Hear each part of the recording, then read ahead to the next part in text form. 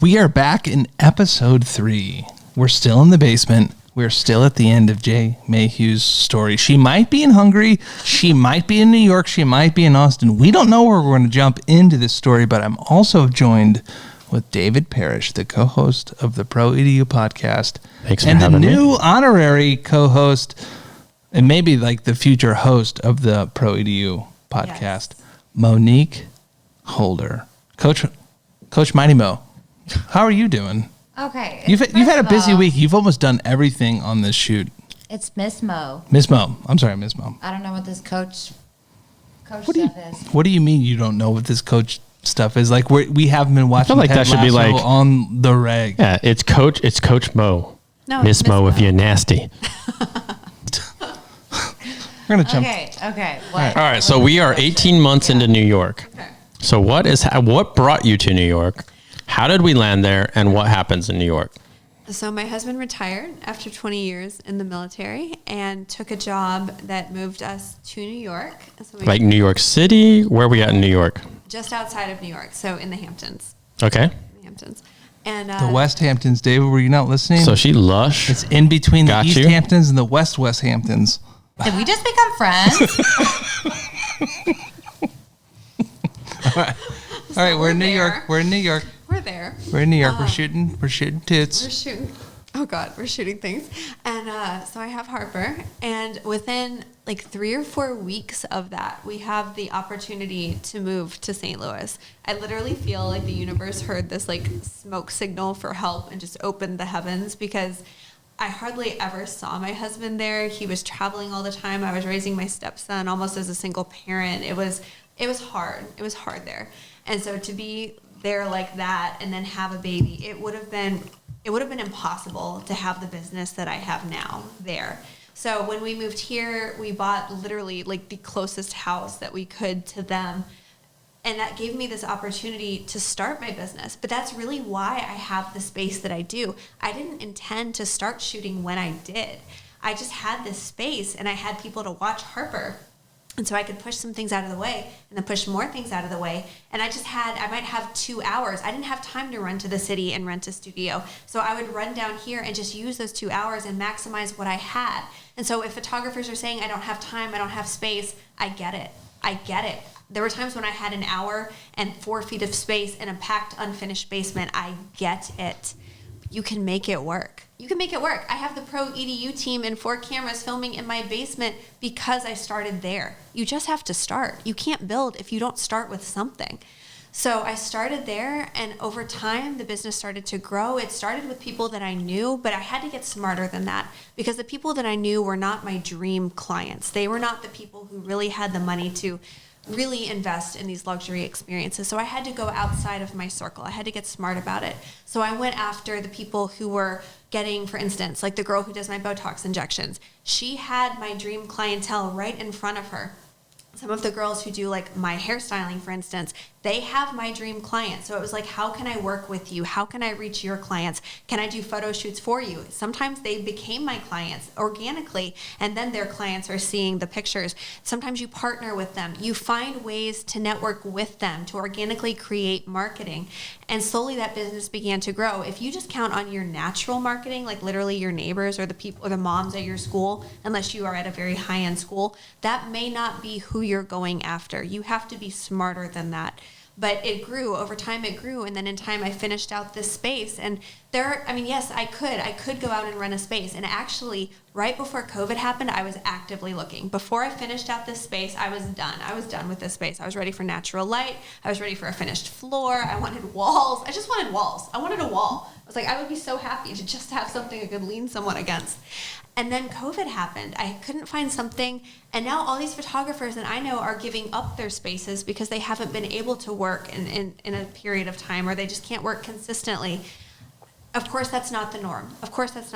And there will be a time when I'm not working out of this space. But for right now, this is perfect for me. It's perfect. My clients love it. I am selective in the shoots that I accept because it's my home, but it's perfect for me. So the excuses, the blocks that we put up, our clients are not, And I said this earlier, our clients are not as picky as we are. They're not as judgmental as we are. I had these blocks that my clients would come in and just judge me. You're not in a storefront studio. You have to start in a storefront with Oliphant backdrops and pro photo lights.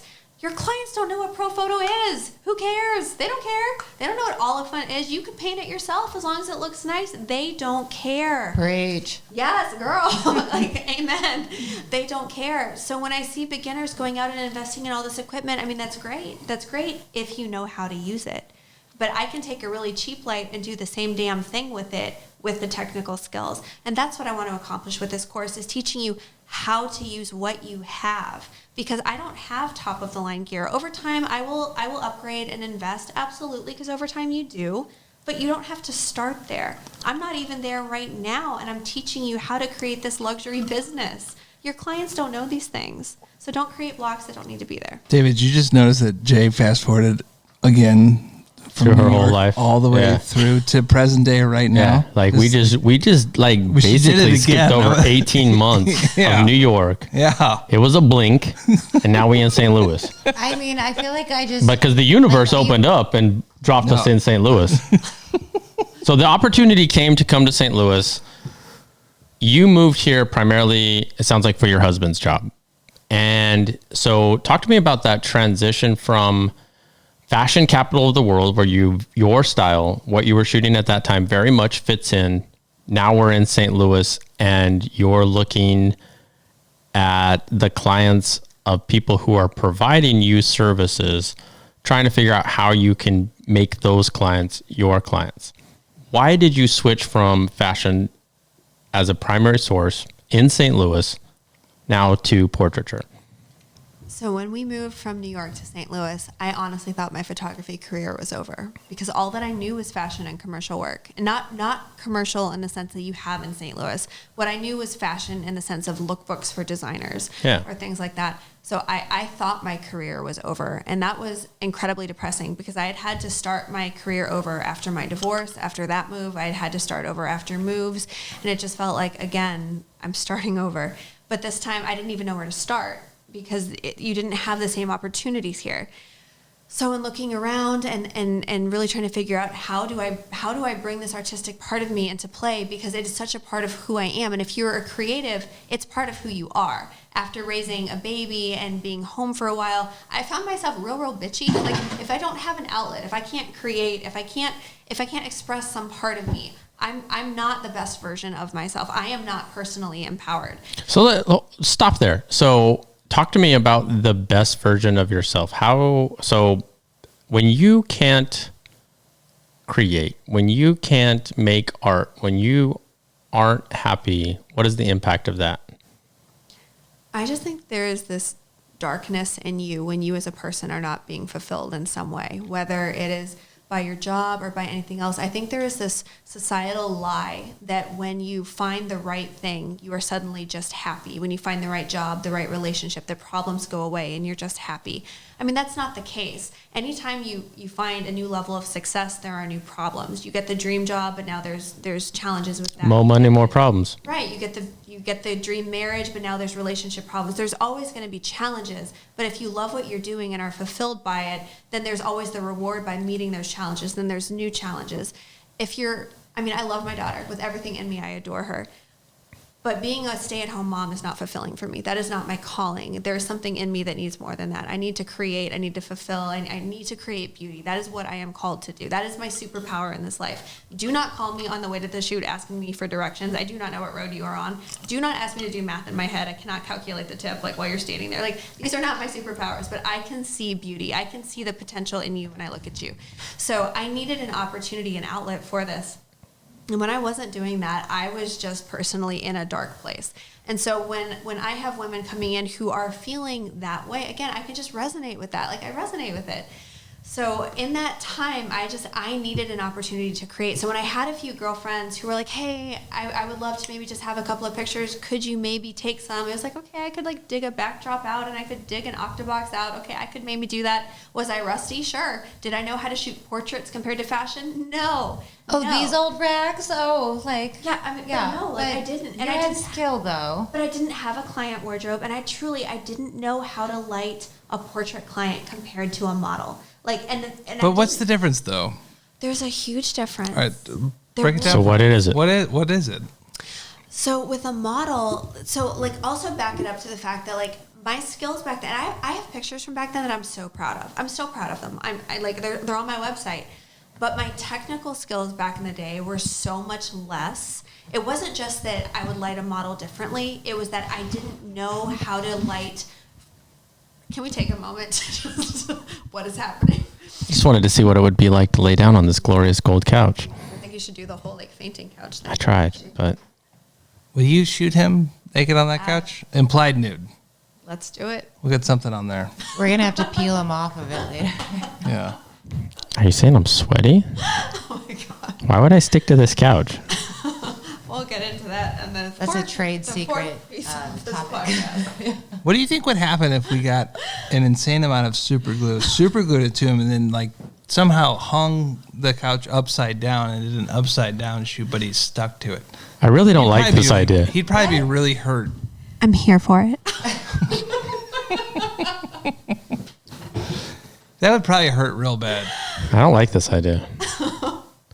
But it sounds like you don't. We already got our 4 shoots, so I feel like you're okay. Yeah. Would you be up for it? What would it take for Did me we just become friends?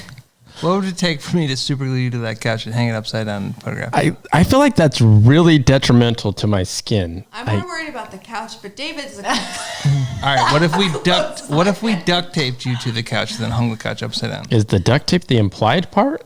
Because I feel like that's a really valuable piece of information on what I'm going to do. It'll be on the midsection and the forehead to keep you in.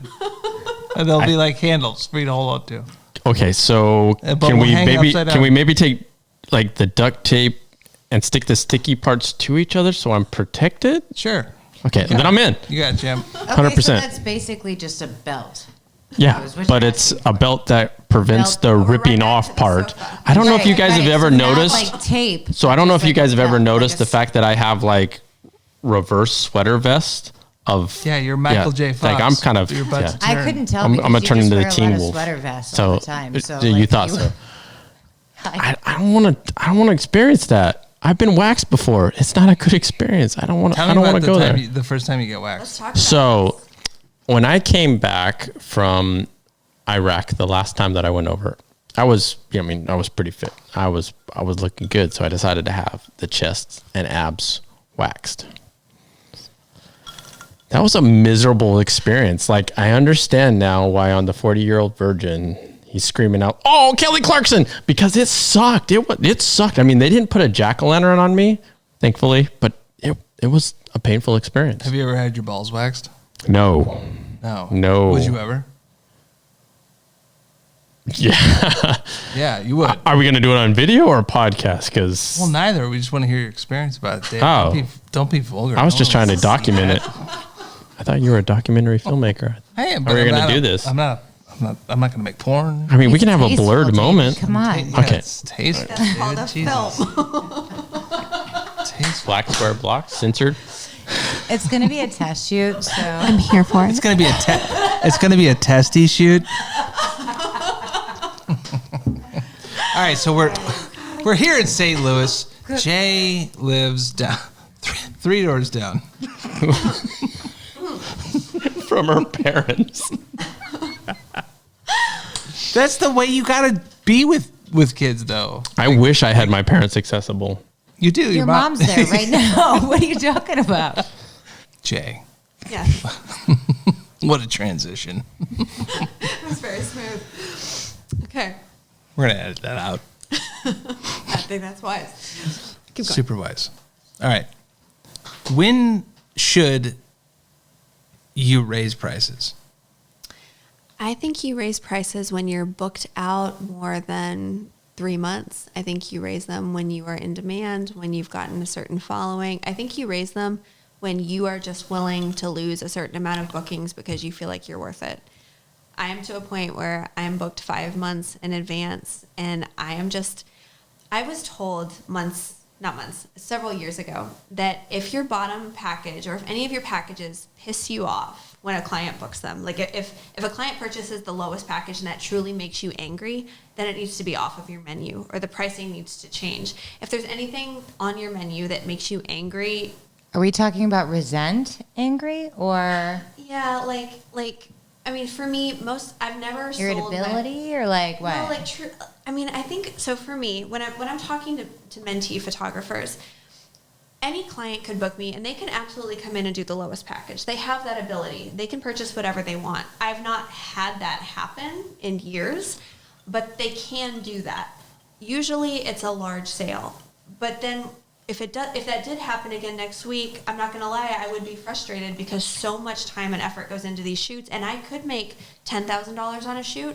I could make $2,000 on a shoot for the same exact amount of work. So I'm to a place where I'm done with that $2,000 package. Work smarter, not harder. You are quick to realize your worth. Well, and I've always told people, like, I think on like a scale of 1 to 10, I'm comfortable with 8 out of 10 no's. Yes. If those 2 yeses are netting me a great income. Mm-hmm. Because, I mean, again, I could do 10 shoots for $100, or I could do 1 shoot for $1,000. Exactly. Like, I would rather do the 1 shoot for $1,000. I think that's changing. Well, I mean, we've already brought it up, but it's changing that scarcity mindset. And that's really getting to this place where you're comfortable saying, you're not my client. You're not my person. And I don't think that, you know, a lot of times I think people relate that to price tag, wealth, where you are in life. But I mean, as we grow as artists, we have to accept at a certain point that I've put in my time. I've put in my increasing my value, and I deserve to be compensated, not in the same way that a photographer that has 3 years in does, but now I have 12 years in. So, you know, if you stayed at one job for 12 years, let's look at it that way. If you stayed at one job for 12 years, but they never elevated your salary over the course of 12 years, would you still be content in that position? Of course not. So when we break it down like that, as photographers, you have to sort of pay yourself. You have to make those decisions for yourself. So, you know, do you want to work 10 jobs, or do you want to work 1 job and get paid the same amount? I mean, I think that's a personal decision for everybody as they go through it. I'm not saying that if you're doing the $10, $100 jobs that isn't worth it, I guess.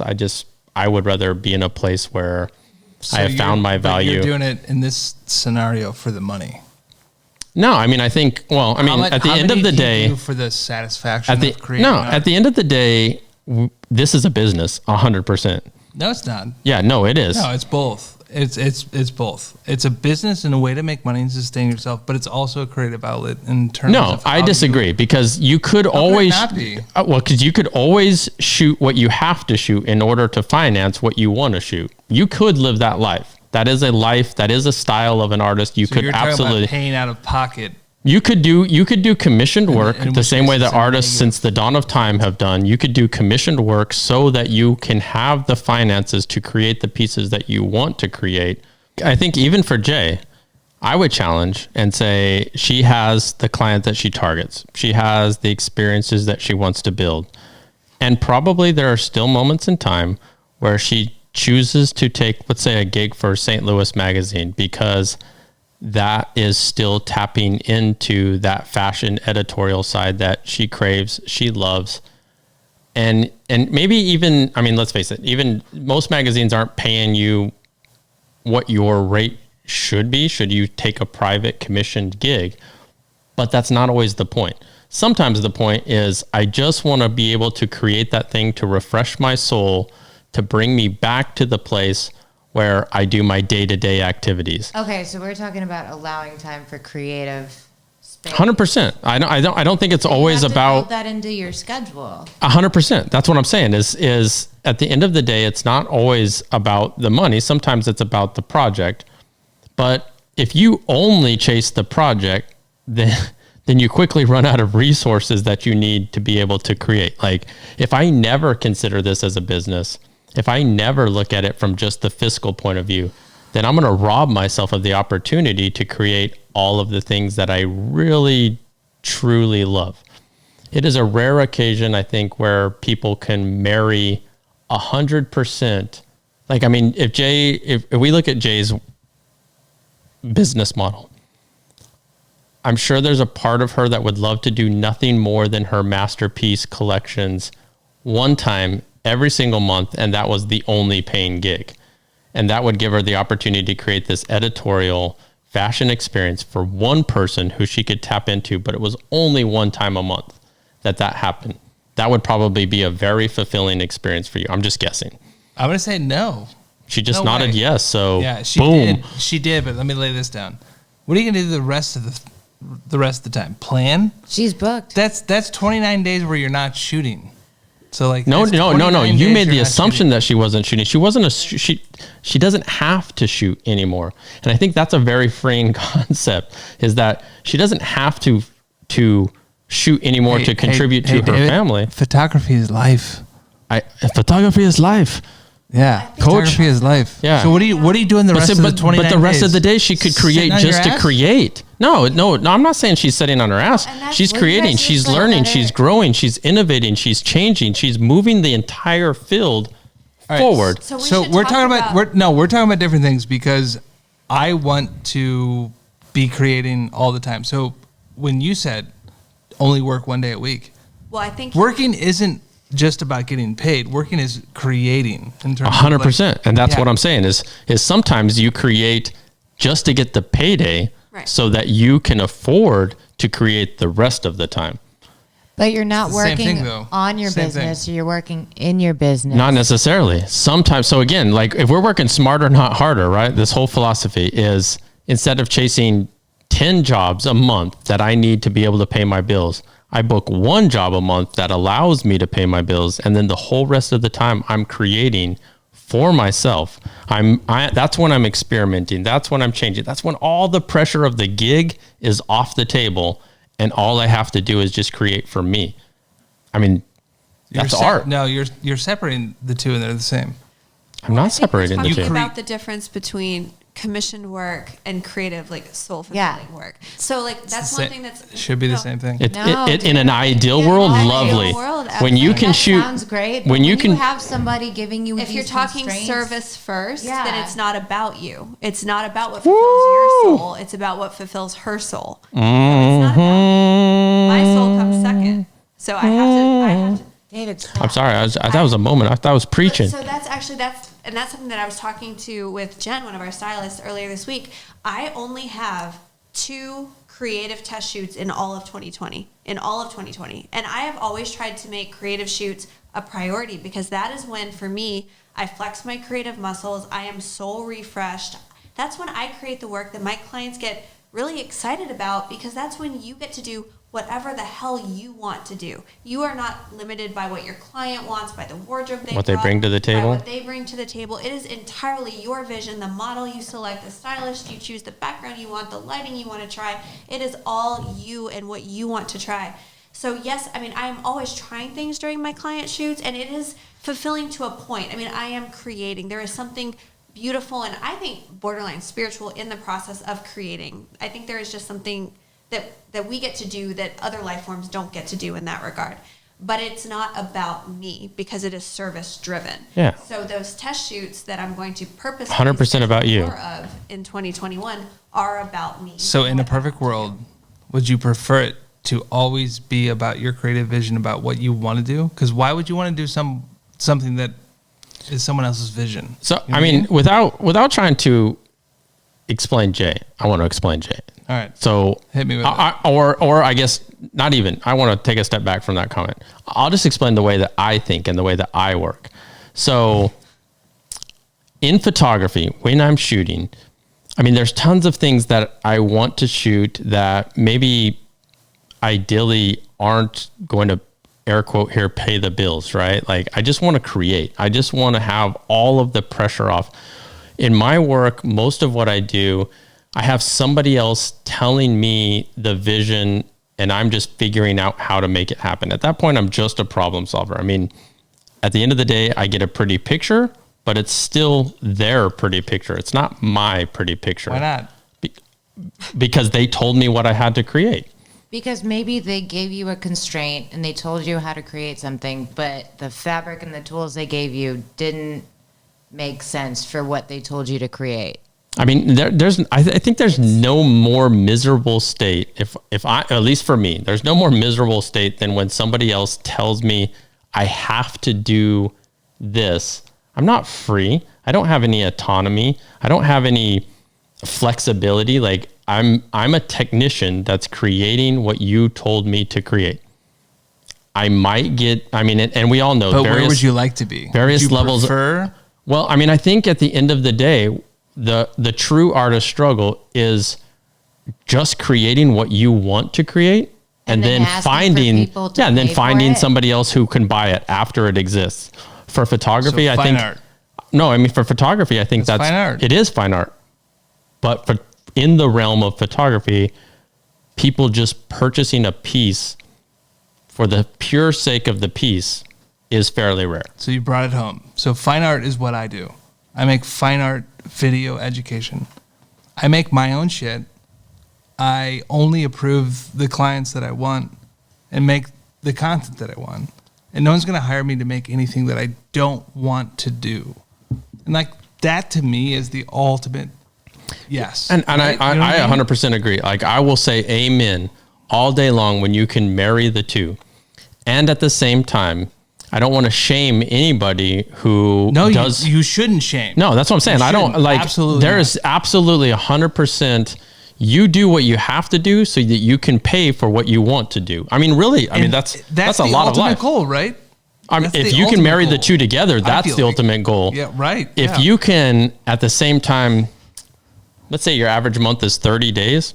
If I can do in one day what's going to support the other 29 days of passion, hell yeah, I'm doing the one day of work so I can do the 29 days of passion.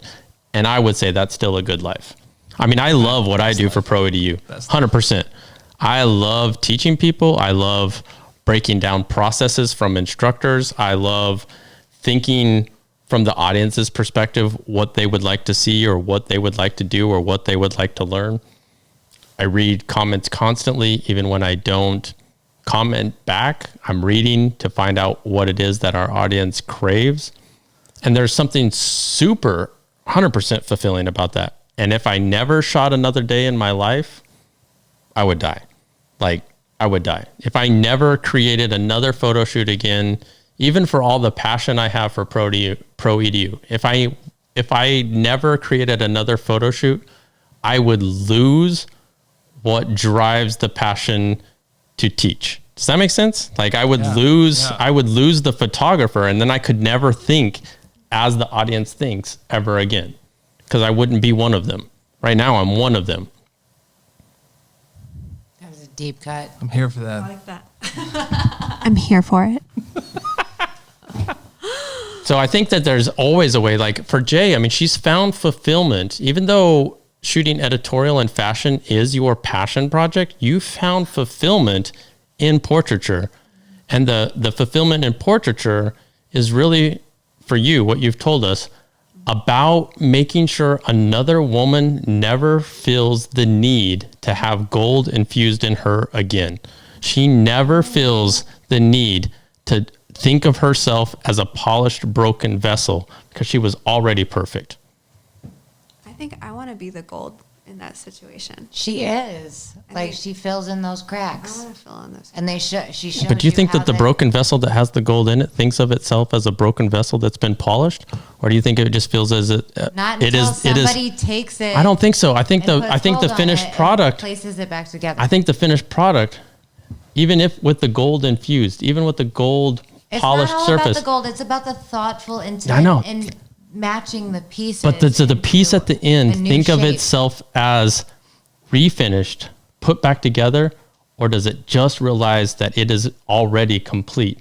And it never thinks about the things that polished it to make it get there. It's already complete, but it can be in many different shapes, many different forms. But that's what I'm saying. Does the final piece of art look at itself as a final? It's like the beauty is like so many different there's gold things. and it's sparkly Yeah. and it's pretty. The art never considers itself as part of the process. It just considers itself as the completion. David, the point is there was gold. Now there's also gold. And I mean, the cool. point is we That's started from the tight. bottom and now we're here. Yeah, we did. We did. Actually, we started, I believe, in Hungary. And now we're in And now we're St. Louis. And now, And there was a train. Jay, we filmed the hell of a tutorial this week. How do you feel? I am so tired and I'm so excited. Right? How do you feel like this tutorial is gonna impact people? I hope that it does for them what it has done for my business. You know, the things that I have implemented that we are teaching have utterly changed my business. Had I had something like this, 5 or 6 years ago, I would have been in a different place 3 or 4 years ago.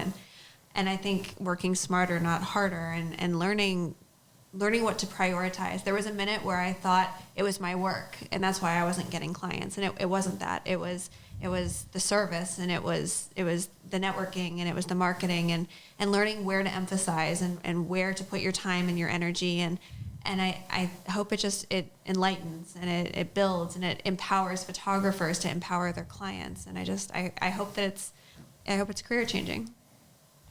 Helping you create this, I hope it's free. I hope it just lets people let go to be able to be motivated by whatever it is that they love about a moment, about an experience. I mean, who the hell doesn't feel good about helping somebody else feel good?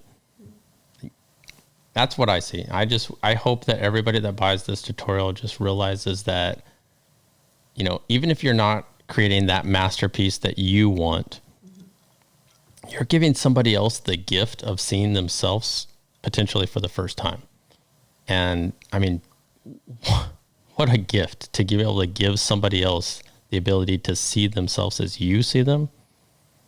Unbelievable. Jay, for at least one shoot, can I come over in a tuxedo with just the champagne and a white towel and just not say one thing, but just pour Other people's and champagne? just don't ever mention me. Don't ever introduce me. Can And I I be just the want to do model that. for that? Oh my God, can we please? Or you're going to be the butler? It'll be less awkward if she's there because she knows who I am. Can we film this? Can we Or, hide a camera? or wait, no, you're like my sidekick in this thing.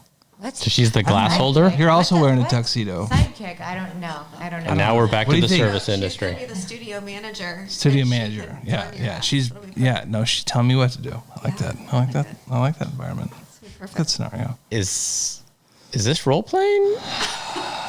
What they do isn't behind role the playing, curtain is- David? Everything in life is role playing. All right. Once you're out of the bathroom, it's And all so we're role-playing. going to go ahead and close this. No.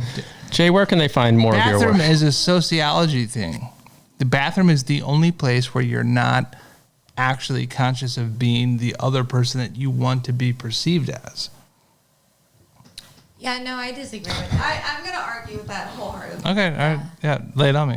What do you think, Don? Is that just a dude thing? Do you agree with that? That- Like, are you- Have you never done role playing in the bathroom? That came from a sociology class that I took that really fascinated me. So, and the point being is, we all put on faces, right? It doesn't matter if you go to a bread company, you're ordering a soup, a French onion soup, That's Panera for everybody that doesn't know. or you are meeting a group of people for the first time and you're embarrassed, or you're presenting in front of a class. You act a different way. Okay. But the only time that you are actually yourself is when the cameras are off. And the cameras being off in the bathroom when you know you're not being recorded. Oftentimes, sometimes, you might be recorded in the bathroom, but people do that. We're not going to get into You're that. not doing that, right? I mean, You just have to turn your mic off before you go to the bathroom. That I've been doing. And that's like a. That's what I very mean. important So that's what I part mean. of The bathroom being the only safe place where you're I can be myself. But other than that, you're on your guard. You're putting up a different face for whoever you are talking to. Oh, I see. And that changes. I don't know. That's straight up because sociology. women go to the bathroom together, so I feel like you have a different take on this than maybe me and Jay do. Because I just don't. So Did we just become friends? You know? In the bathroom. But do you know what I mean though? Like, Well, I think the bathroom is the only. I mean, alone it's a metaphor for any time that you are completely and truly alone. I think that's the key. Have you ever done a like a sensory deprivation tank? No, you promised me that last time I was here, and it didn't come together. I told you I gave you 100%. locations. You want to go do a sensory deprivation thing? Oh yeah, they're tight. As long as like you don't have like blue color in your hair, because they'll like. What? Salt water takes it out. Yeah, like if you stay in the tank, there's like a little bit of a fine, and it might scare you. But no, it's cool. You're like totally alone, like way more than a bathroom. Well, and I mean, again, I think you're in a bathroom and people are right outside the door, and you're like, do I turn the water on? It's bathroom's not like that's not as. That's why I say I feel like it's the metaphor for whenever you're completely alone with yourself. That could be walking your dog around the block. That could be whatever. Like whenever you're alone is whenever you're your true self, when your guard is completely down. I believe the technical term for it is backstage, not bathroom. I think I invented bathroom, but it's technically backstage. So if anyone's listening, they're like, Because everybody was like, why is Gary obsessed with the bathroom right now? That's weird. The bathroom. So Jay, where can people find out more about you? Oh my goodness. All right. So my website, jmayhew.com, JAIMAYHEW. And as far as I know, I am the only J Mayhew around. So the same handle on Instagram, on Facebook, on YouTube, and of course on ProEDU. It's because she's the only German photographer in our. Interesting fact. It's not, no. Her uncle played the original Chewbacca. Who's Chewbacca? Chewbacca. I was trying to make the sound, but it's not going to. That's pretty. Both of you, great job. Both of you, great job. Her original great uncle. The original Chewbacca was her great uncle. He still said Chewbacca. He makes it sound like it's a candy bar, you know? I'm pretty sure there's an A in there, right? No, like not Chewbacca. Chewbacca. What? It's like Where do you invent these extra letters from? Everything Texas. It's great. Yeah, everything's bigger in Texas, especially words by one letter. There's not an A in Chewbacca, so just go with Chewbacca. All right, guys. Look up Jay, because we out. Pro EDU is now unlimited. Get access to every single tutorial. Sign up at proedu.com today. I don't know about you, I'll take comfort in that.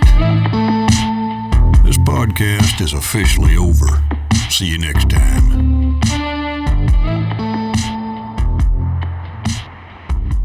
Never stop